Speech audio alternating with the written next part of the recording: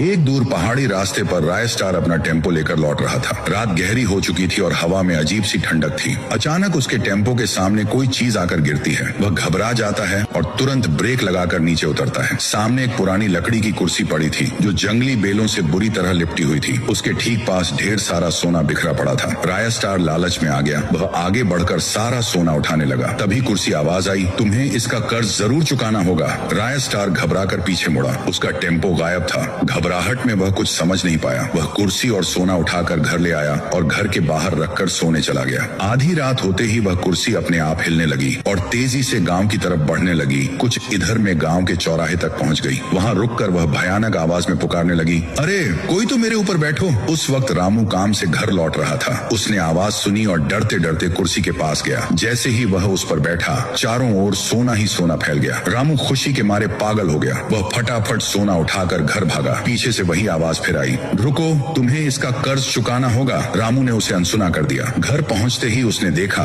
उसकी पत्नी जमीन पर मरी पड़ी थी। तभी उसको वह बात याद आई, तुम्हें इसका कर्ज चुकाना होगा। घबराया हुआ रामू वापस कुर्सी के पास पहुंचा। सारा सोना वापस रखकर फूट फूट कर रोने लगा। फिर वह कुर्सी पर बैठा और रामू को बीता हुआ समय दिखाई देने लगा। उसकी पत्नी सो रही थी। तभी एक जहरीला सांप खिड़की से अंदर आया और उसे डस कर भाग गया। आगे जानने के लिए कमेंट करो और अगर तुम भी राय स्टार के फैन हो तो सब्सक्राइब करो।